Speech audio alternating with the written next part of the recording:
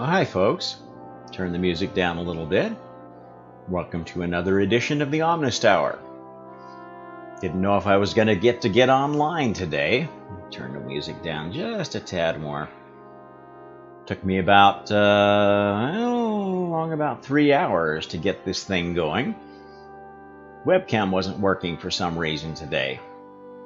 Tried everything I could. I was just about to order a new one, and mirable dictu started working again. So, I don't know. Somebody up there didn't want me to do this episode quite yet. Get it approved with the top management.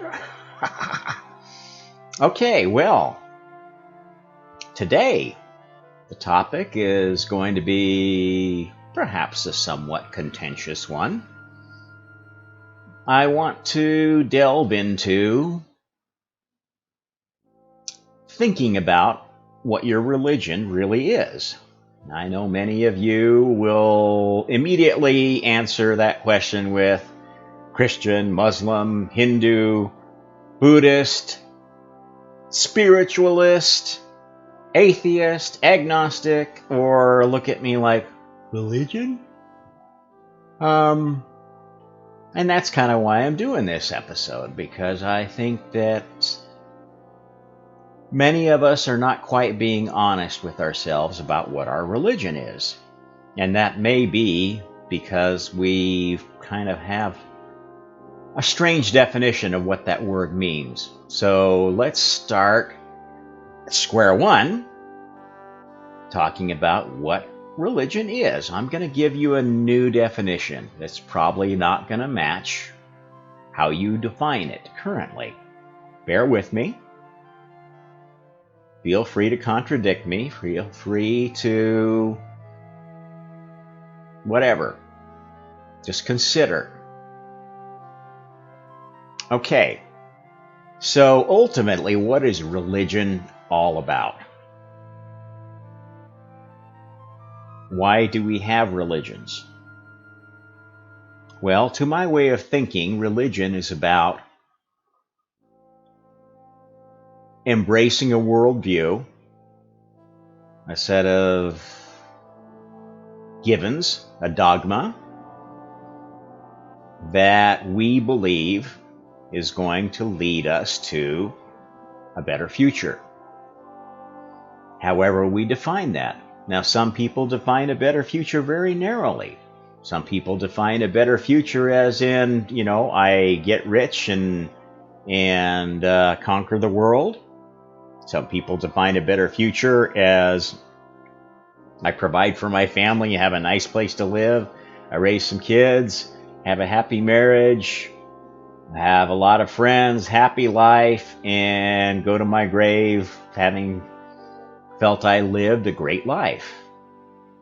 Some people may spell success for the future in grander terms.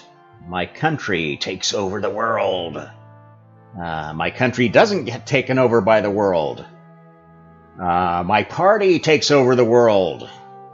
Nobody's party takes over the world. Corporations take over the world. Corporations get destroyed. I mean, there's all sorts of ways to define what your perfect future is, right? Now, that may not coincide with how you think of religion, but think about it. How do Christians think of religion? They think of it in terms, pure, perfect Christianity is about defining a set of rules by which to live life, and a hope that if you live life that way, you may not get the earthly future that you intend or you would like, but you have an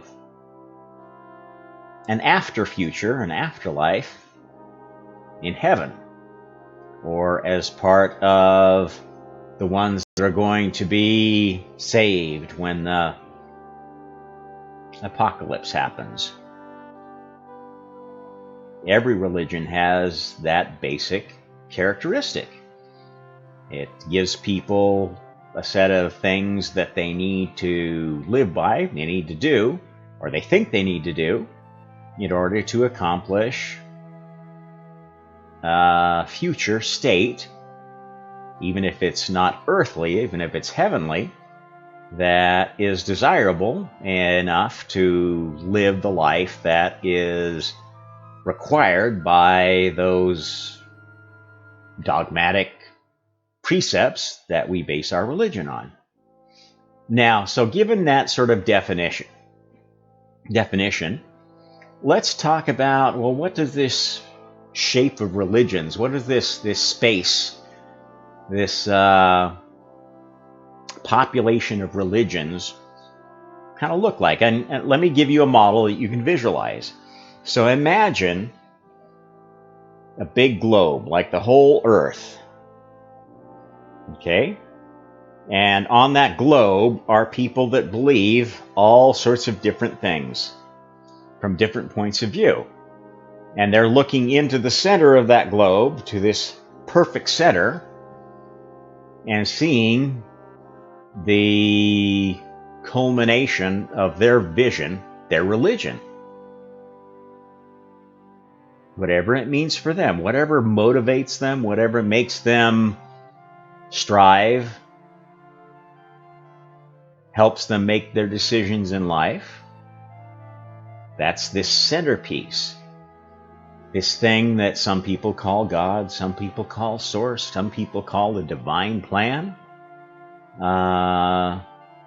Some people call nature or science.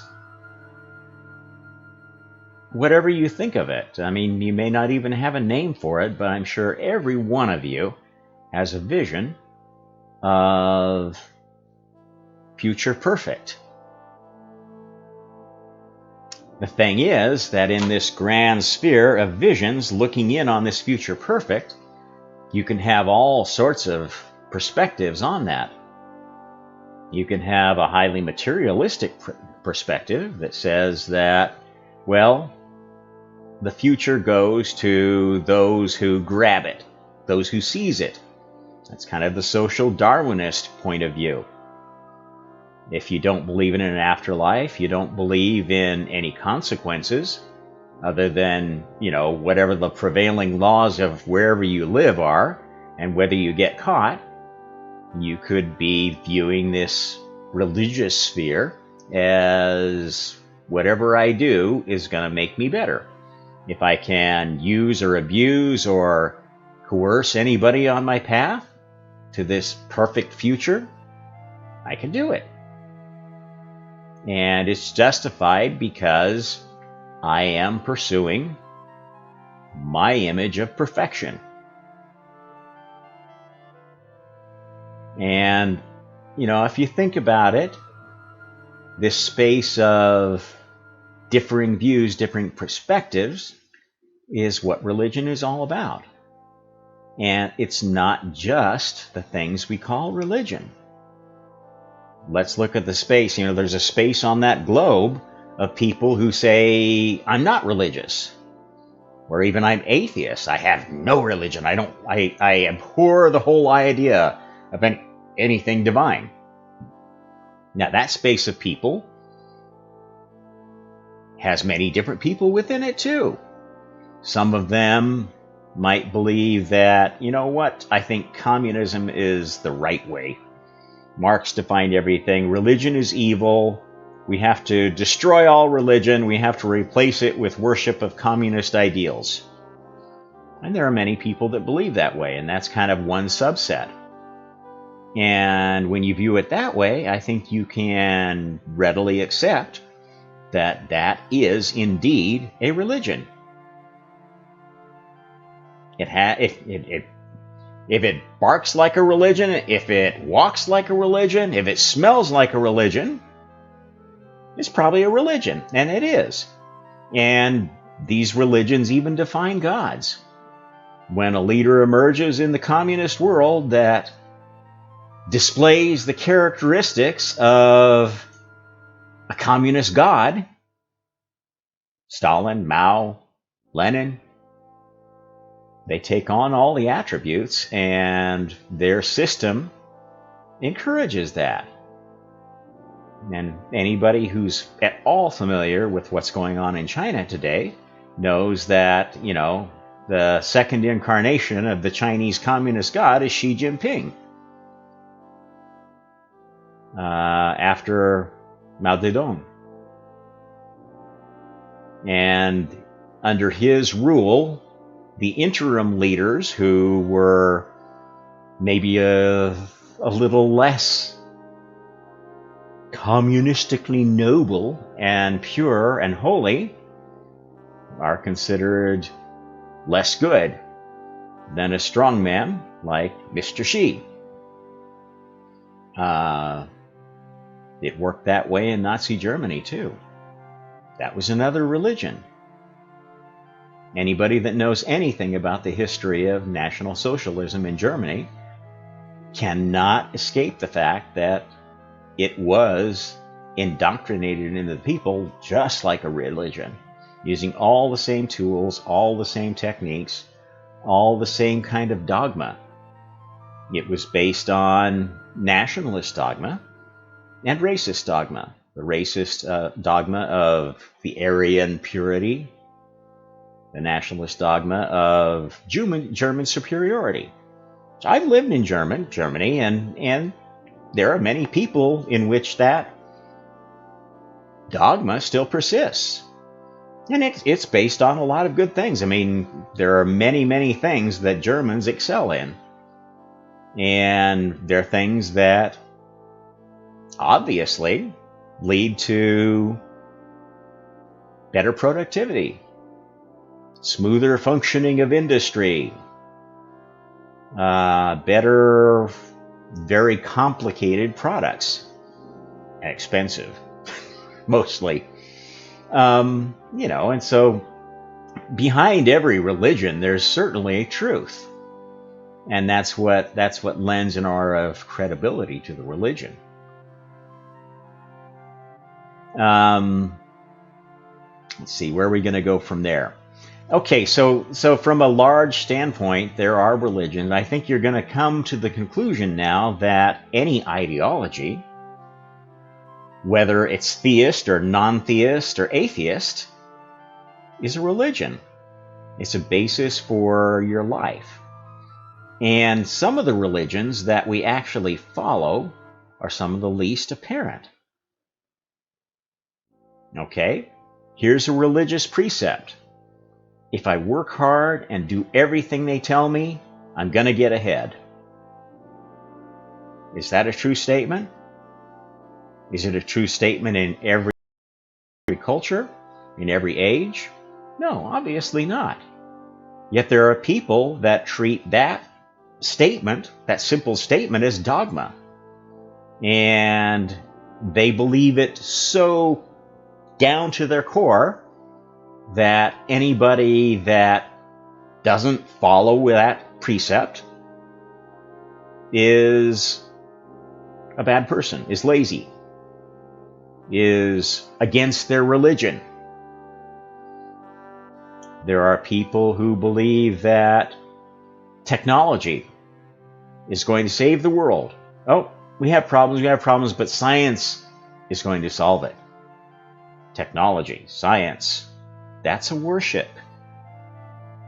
If you actually look at the history of technology and the history of science, one could make a pretty good case for the fact that those things that have mixed blessings at best and must be used with caution could easily turn on us.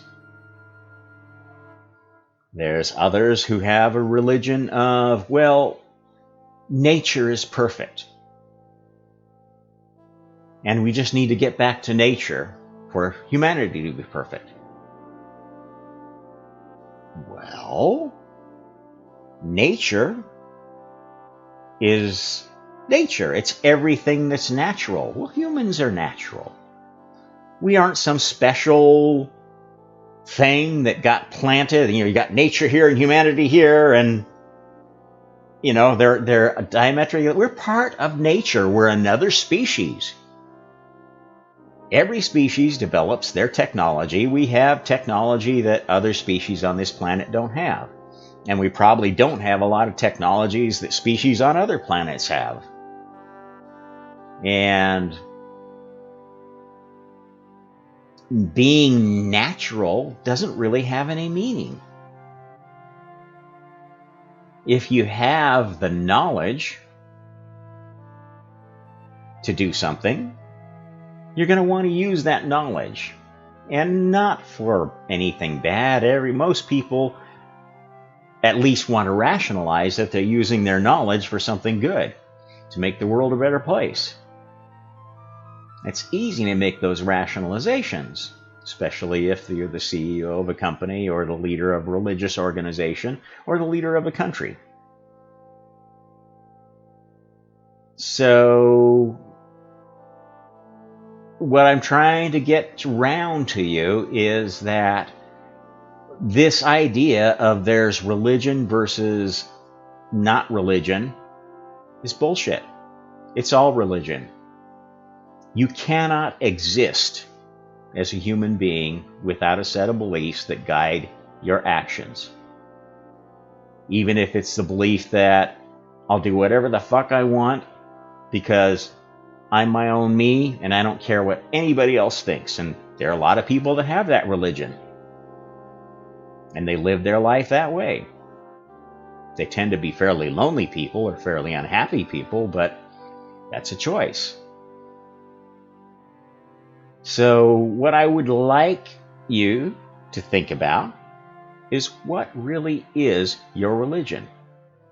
When you get out to this sphere of what do I believe that drives what I think the future is going to be like and what I'm going to do to get there, that's your religion. You may say you're a Christian, but I've met so many Christians whose religion is basically selfishness. And every other denomination. When you come right down to it, they're Christians of convenience. It's the prevailing idea of their society. It makes them fit in.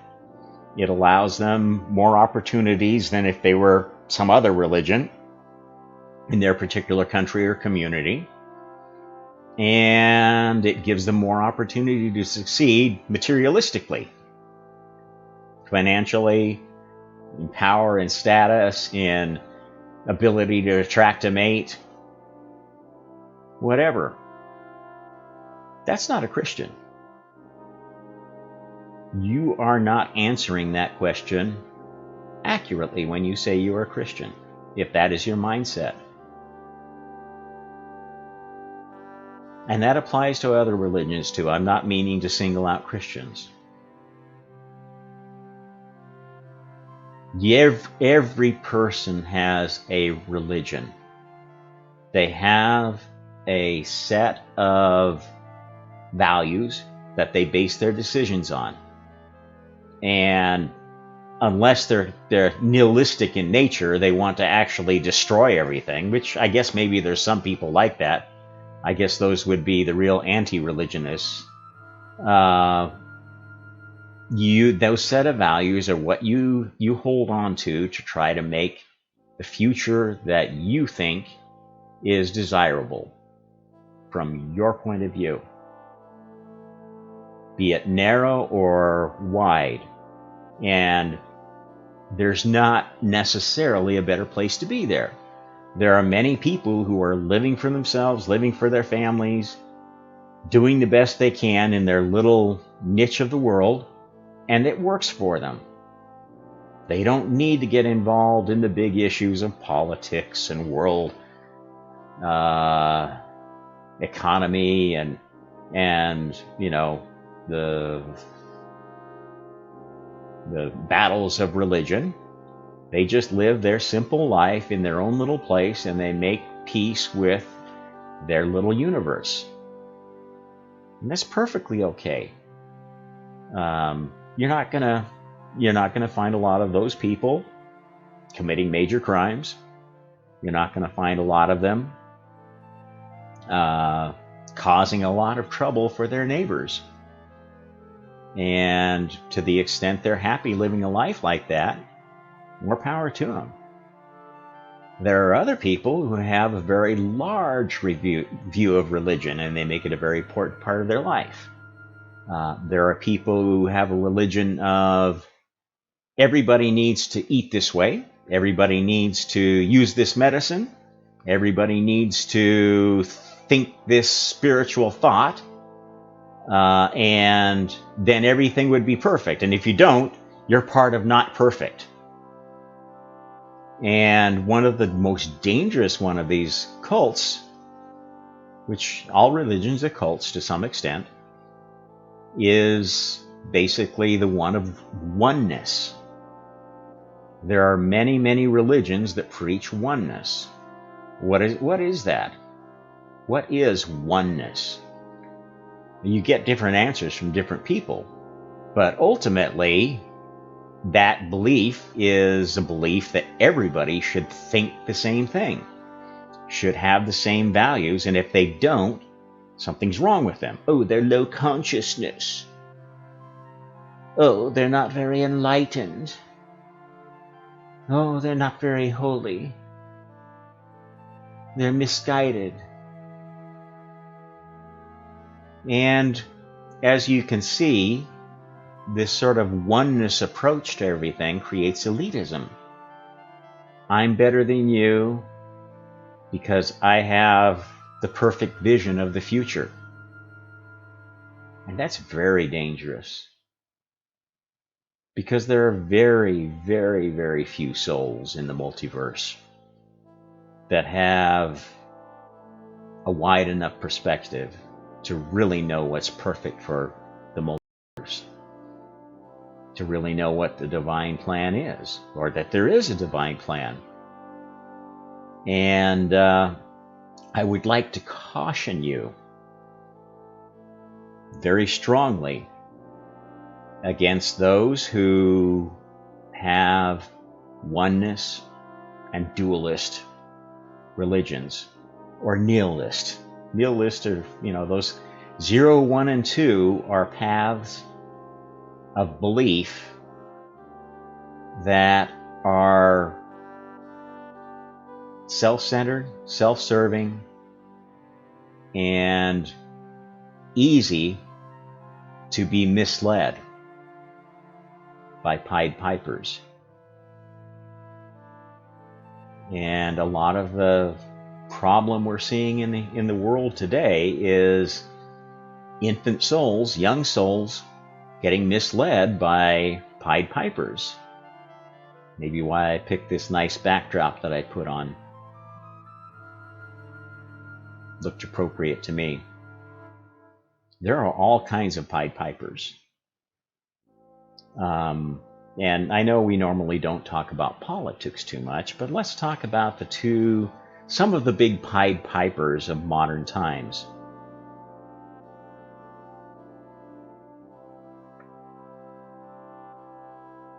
Let's maybe start with nationalism. Where was nationalism born? Where was the idea of a nation?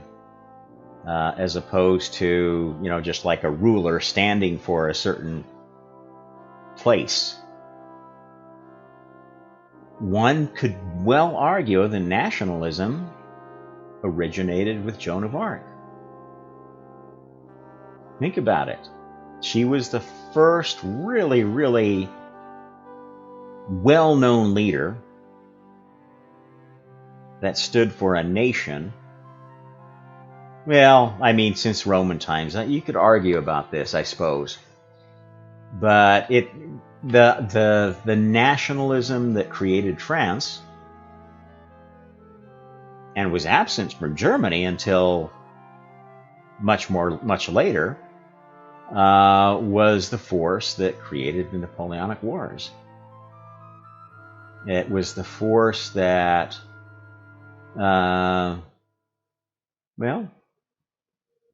British nationalism, I guess, is another one that took off at that point. Maybe it grew out of the 100 Years' War. I don't know. I don't claim to know all the answers there, but nationalism grew out of that era of preaching that your country was better than another, you deserved more than others because your culture, your values, your people, blah, blah, blah, blah, blah, we're better than anybody else. And it was very idealistic in many cases. The Napoleonic soldiers thought they were bringing Republican rule to the continent, and sold their militarism to many minds as a continental implementation of the ideal of the American Revolution. And in fact, they were allies of the Americans during that time, and the Americans actually fought the British in 1812, the Second War. Many people don't know much about, in alliance with France. So, the nationalist movement had its good side too. I think reestablishing the idea that a republic was a pretty good idea after it had failed in Roman times was a good step. And there were a lot of good ideas behind the American Constitution. Having a set of checks and balances, having a set of laws that didn't favor big cities over rural areas, that tried not to favor the rich over the poor. That got eroded very quickly, as any student of history knows. Since then, we've had the effects of Karl Marx's ideas, which have been extreme, to say the least. The idea that the problem is all boiled down to one of either class struggle or group struggle, which is the essence of neo-Marxism, cultural Marxism, if you will, that everything is about oppressor and oppressed. And if we want to not be oppressed, we have to oppress the oppressor, is basically how it goes, how the song goes.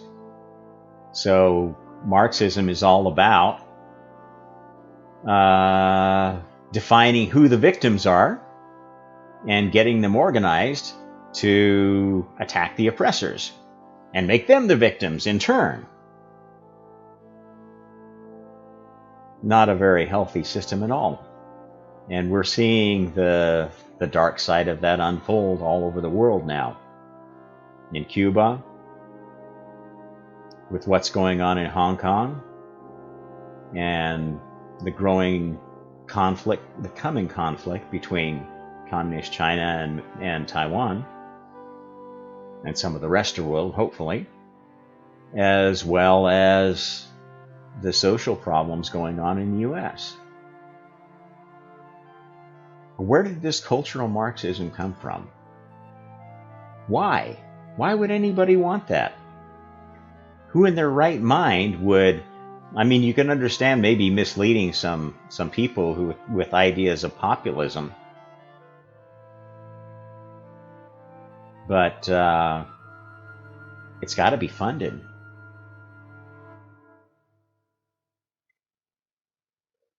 Marxism is a very, very dangerous religion. It's a religion of hate. Marxism rejects all notion of any divine responsibility or retribution. It encourages groups of self-identified oppressed to attack anyone they identify as an oppressor. And you're seeing that in American media right now. You've got politically correct thought and speech being harshly enforced at all levels by the media, by our government, by our corporations, especially high-tech and and the big media corporations, to the point that people are self-censoring. They're afraid to say what they think because they're going to get stomped on. They're going to get ostracized. They're going to get criticized. And that's the death of free speech when you do that. When you allow people to be oppressed for what they say, for what they think, for even discussing something that should be discussed, that's disgusting. It really is. And it's the route to authoritarian rule. It doesn't matter who ends up on top or how right their ideas are or wrong. Whenever you let a small group of people, one party, one person, one class, call all the shots and make all the history and tell all the news, make the news if they want to, you're destroying everything that is valuable in humanity. We're not a species that was ever meant to be a hive with some queen telling everybody what to do, what to think, when to do it, when to think it. And if we ever let ourselves be controlled like that at a global scale, that will be the end of humanity. And so, I want to help amend perhaps some thoughts you might have had about Omnism through my presentations and understand that there are some evil religions. There is evil. Anybody that tells you there is no such thing as evil is actively enabling, supporting evil. And that's the dangerous thing about these oneness cults. Because they say, oh, we're all one. And then they go on to say, well, we're just the source experiencing itself through the experiences of our life. It's like, what? Does God masturbate mentally and have all these lives, these individual lives of pain and suffering, and they don't mean anything? You don't have to take a stand on anything because it's not real? I'm above that? Oh, I'm too high vibration to deal with that. Give me a fucking break. It's a cop-out. And you are actively enabling evil by not speaking up, by not defending people who are speaking up, by not calling out people and organizations and countries that are engaged actively in evil. You say, well, I don't know, it's just fake news. Somebody's making that up to make them look bad. Okay, that's a cop-out. You can do your research.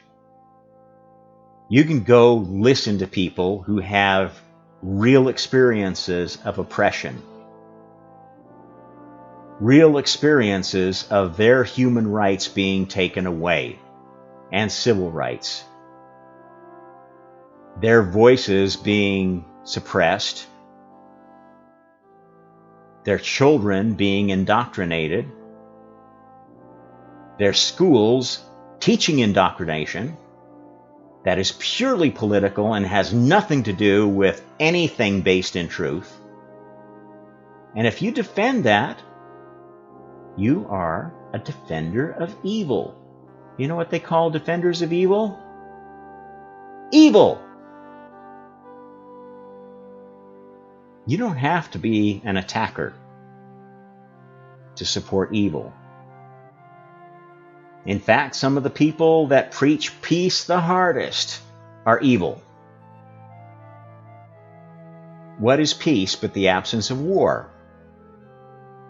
The absence of war means somebody won, or somebody has ensured that there's such a huge barrier to anybody challenging the status quo that they dare not fire the first shot, that they dare not even speak out.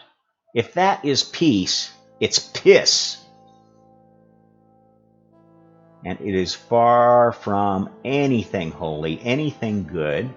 And I can tell you, without a doubt, from my Omnist point of view, that you will be punished. You will serve karma. That punishment may manifest by a long time reincarnating in a species that's not going to be very fun, in a universe that is much more fucked up than this one. So choose wisely. Okay? I've got to go now. We'll wrap it up. Thanks again for showing up to the Omnist Hour. And we'll catch you next time. Like, subscribe, donate, whatever you like. I don't care. Take care.